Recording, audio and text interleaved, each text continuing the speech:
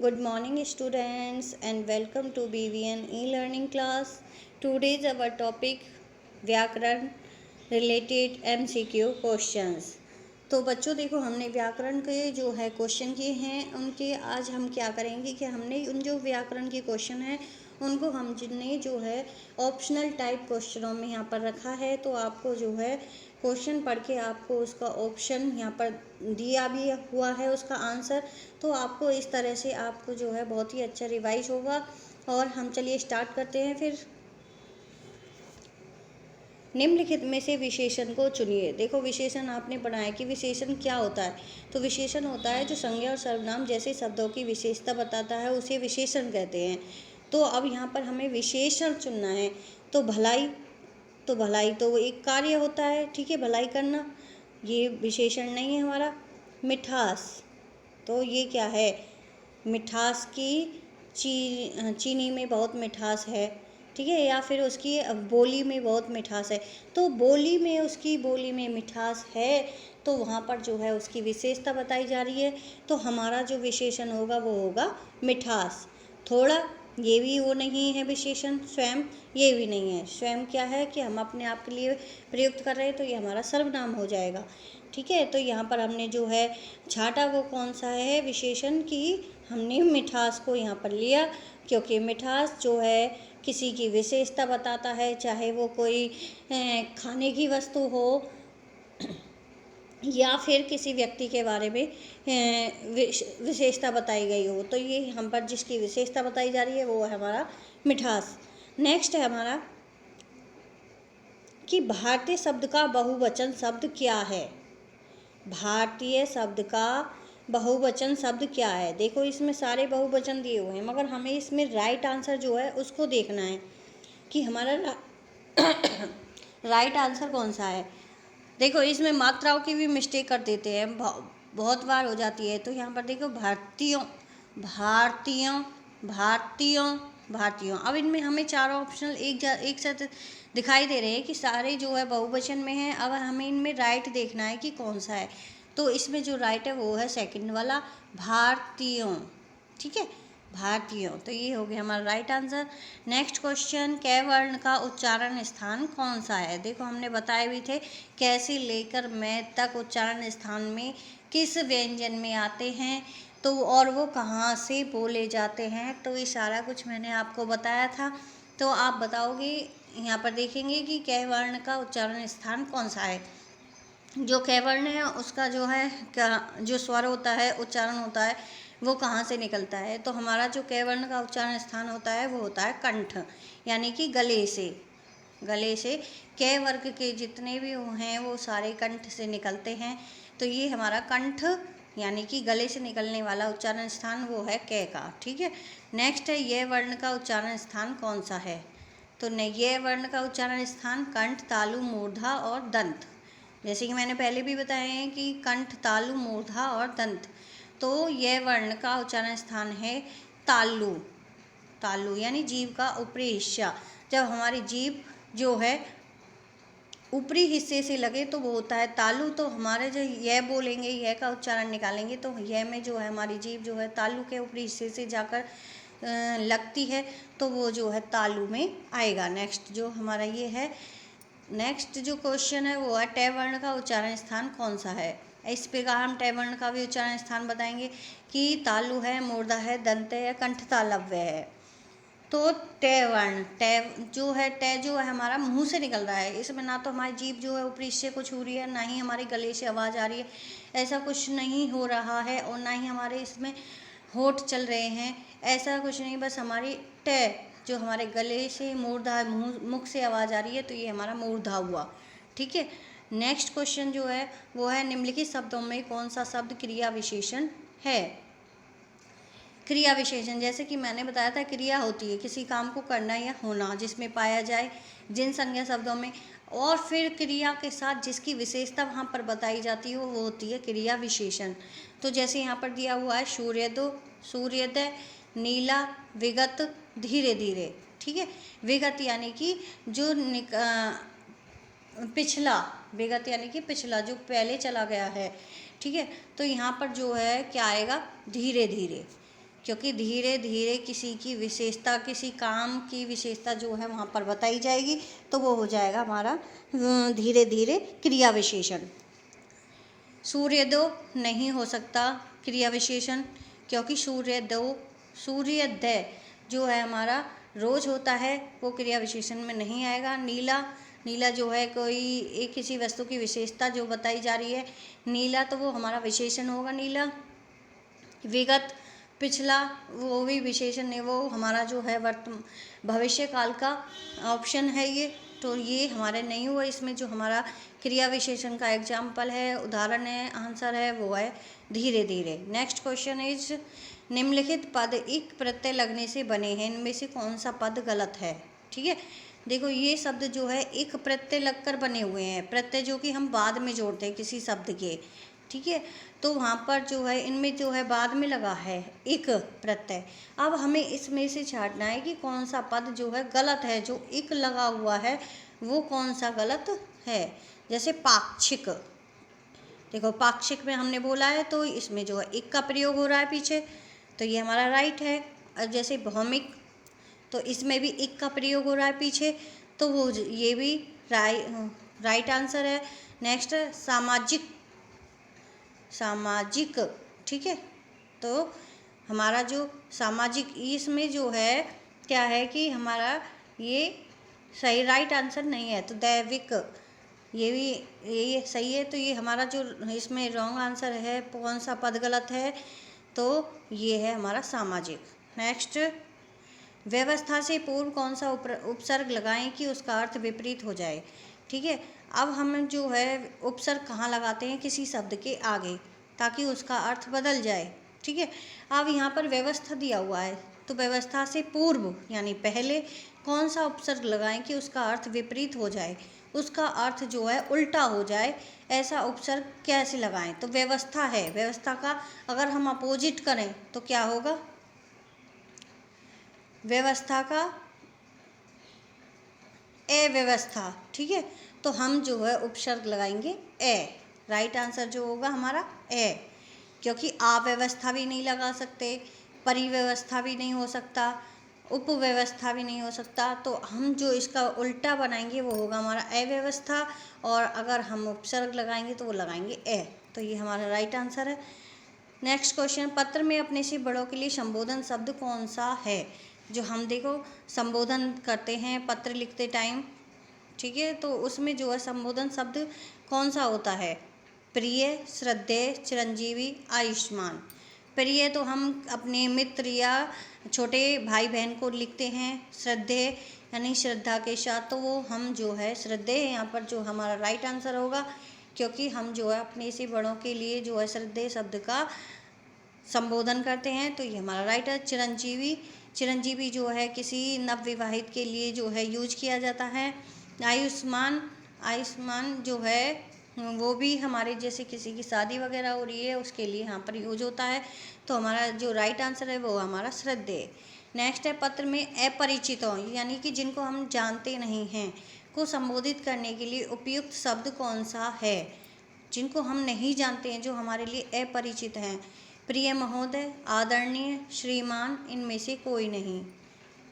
प्रिय महोदय, आदरणीय, श्रीमान, इनमें से कोई नहीं, तो उपयुक्त शब्द जो है हमारा होगा आदरणीय, जो यहाँ पर राइट आंसर होगा वो होगा आदरणीय, यानी आदर के साथ हम किसी के लिए भी, चाहे वो अपरिचित हो या फिर परिचित हो, हम उनके लिए जो है आदर के साथ, आदरणीय यानी आदर रखने वाले जो है, हम किसी को लिए भी यूज कर सकते हैं।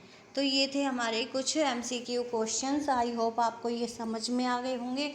और इसी प्रकार जो है इनसे क्या होगा कि हमें जो है व्याकरण की और ज़्यादा जानकारी मिल जाएगी। जो हम व्याकरण के क्वेश्चनों को बार बार भूलते हैं, उनसे हमें इनमें जो है सीखने को मिलेगा। नेक्स्ट जो हम करेंगे बच्चों टॉपिक वो है कि हमारा अभ्यास कार्य, और ये जो है मैंने आपको यहाँ पर नोटबुक में करके दिया है, इसमें जो है आपको जो है ये अपनी बुक में फिल करना है। ठीक है, तो हम अभ्यास कार्य करेंगे चैप्टर 4 का। सबसे पहले खिलौना, जिसका नाम है, तो सबसे फर्स्ट क्वेश्चन जो हमारा होता है वो होता है हमारे क्वेश्चन आंसर होगा। सेकंड क्वेश्चन जो है वो है कि कविता की पंक्तियों को पूरा करो।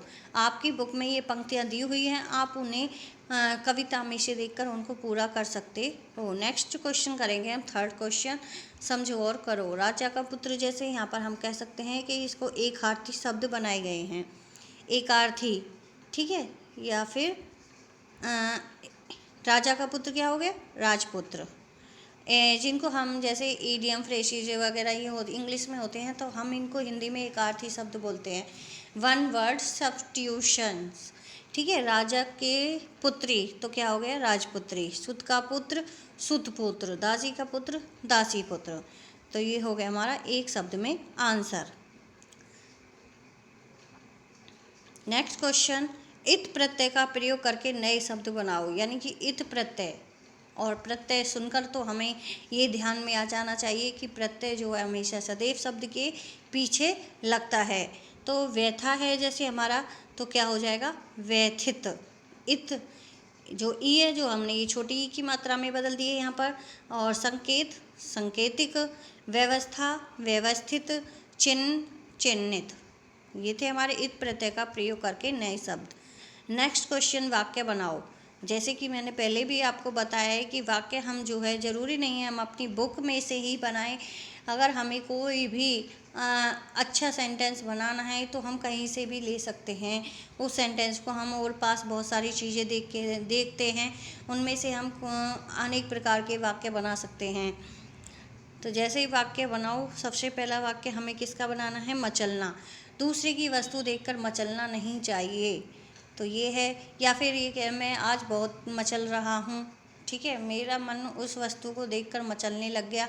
कोई भी सेंटेंस बना सकते हैं उससे, जिस वाक्य को हमने दिया है उससे संबंधित। नेक्स्ट है हमारा मिट्टी। मिट्टी, तो इसका हम बनाएंगे, मिट्टी अनेक प्रकार की होती है, जैसे लाल मिट्टी, पीली मिट्टी और दोमट मिट्टी, ठीक है, और चिकनी मिट्टी, और बहुत सारी मिट्टियाँ होती हैं। तो इनको हम ऐसे लिख सकते हैं कि मिट्टी अनेक प्रकार की होती है। नेक्स्ट, लाल। टमाटर लाल होता है या लाल रंग का मुझे बहुत प्रिय है, कोई भी हम ऐसा सेंटेंस बना सकते हैं कि। और नेक्स्ट है बहकना, कि हमें किसी की बातों में बहकना नहीं चाहिए। तो ये था हमारे चैप्टर 4 की एक्सरसाइज, अभ्यास कार्य। अब हम करेंगे चैप्टर 5 की एक्सरसाइज, जिसका नाम है हार की जीत। सो फर्स्ट क्वेश्चन हमने पहले ही ऑलरेडी कर लिया है। नेक्स्ट क्वेश्चन करेंगे हम सेकंड क्वेश्चन। तो इसका जो हमारा सेकंड क्वेश्चन है वो है हमारा रिक्त स्थान, यानी कि रिक्त यानी खाली स्थान। तो फर्स्ट, बाबा भारती को अपने घोड़े से बहुत क्या था, प्यार। नेक्स्ट, वे उसे कहकर पुकारते थे क्या, सुल्तान। नेक्स्ट, खड़क सिंह उस इलाके का क्या था, प्रसिद्ध डाकू। नेक्स्ट, बाबा ने घोड़ा दिखाया घमंड से और खड़क सिंह ने घोड़ा देखा आश्चर्य से। घोड़ा वायु वेग से दौड़ने लगा। घोड़े पर चढ़ा लो तुम्हारा भला करेगा कौन, भगवान। तो ये थे हमारे यहाँ की खालिस्तान। नेक्स्ट करेंगे थर्ड क्वेश्चन इज पढ़ो समझो, या फिर हम ये कह सकते हैं कि हमने यहाँ पर दिया हुआ है, ये शब्द दिए हुए हैं और उसमें दे रखा है कि हमें इनको अपोजिट करना है, विलोम करना है। तो इस प्रकार कर सकते हैं, ए जोड़कर इनको हम अपोजिट कर सकते हैं। कोई भी शब्द दे रखा होता है कि ए लगाकर इनका नए शब्द बनाओ, कुछ भी, ठीक है। जैसे स्वीकार का हमने बना दिया अस्वीकार, समय असमय, भाग्य अभाग्य, पूर्ण अपूर्ण, भय अभय, निश्चय अनिश्चय, विश्वास अविश्वास, धीर अधीर। नेक्स्ट क्वेश्चन है हमारा वाक्य बनाओ।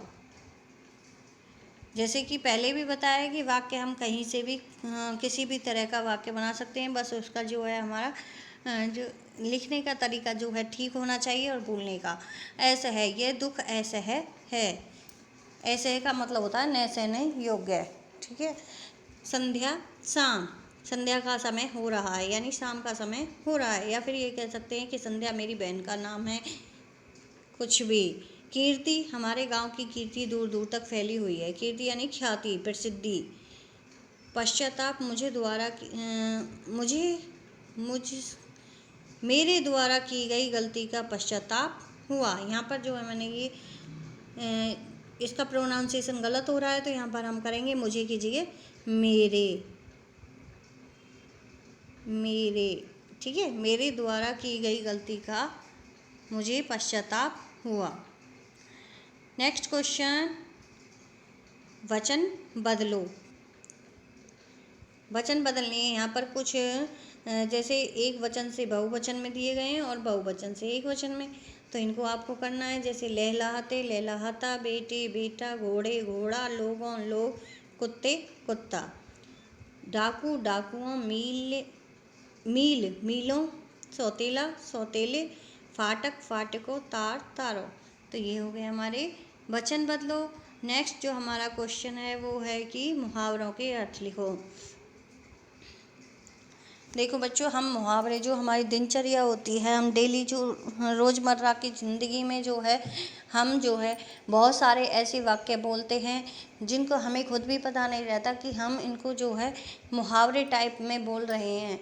तो ये मुहावरों का मतलब होता है किसी दो सेंटेंस को एक साथ जोड़कर लिखना, दो वाक्यों को, और उसका जो है अलग अर्थ निकलना, तो वहाँ जो है मुहावरा होता है। जैसे यहाँ पर देखेंगे कुछ मुहावरे, आँखों से गुजरना। ठीक है, आँखों से गुजरना के आँखों का इसका अर्थ सामने से निकलना। अब इसका हम यूज ऑफ सेंटेंस भी कर सकते हैं।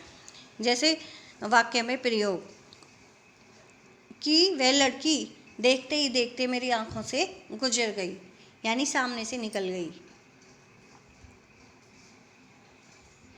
नेक्स्ट है फूला ने समाना। तो इसका अर्थ होता है बहुत खुश होना। ठीक है, मेरी परीक्षा में अच्छे अंक आने पर मैं फूला ने समाया। तो ये इसका यूज ऑफ सेंटेंस हो गया, वाक्य में प्रयोग। नेक्स्ट है हृदय पर शांप लौटना, यानी जलन होना या ईर्ष्या होना। ठीक है, उसकी प्रथम आने पर मुझे जैसे कि मानो मेरे हृदय पर सांप लौट गया हो। तो ये हो गया हृदय पर सांप लौटना। नेक्स्ट है लट्टू होना, मोहित होना, मोहित होना, उसकी सुंदरता देखकर मैं लट्टू हो गया। सिर मारना, पछताना, ये भी सिर मारना क्या अर्थ होता है, पछताना। मैंने उसके साथ अच्छा व्यवहार न करने पर मैं सिर मारता ही रह गया। तो ये हमारे जो है मुहावरे हो गए कुछ। नेक्स्ट जो है हमारा वो है कि लिंग बदलो। जैसे माँ पिता या बाप, घोड़ा घोड़ी, बेटे बेटी, मोर मोरनी। नेक्स्ट शब्दों को जोड़कर लिखो। साहू प्लस में कार, साहूकार, भगवत प्लस में भजन, भगवत भजन, हल प्लस में चल, हलचल, झुका प्लस में कर, झुकाकर, अभी प्लस में लाशा, अभिलाषा। तो ये थे बच्चों आज का हमारा टॉपिक, जिसमें हमने किया था आज एक अभ्यास कार्य चैप्टर 4 और 5 का, और उसके बाद और सबसे पहले किया था हमने व्याकरण से संबंधित MCQ क्वेश्चन, यानी कि शॉर्ट क्वेश्चन। आई होप आपको ये सारा कुछ समझ में आ गया होगा।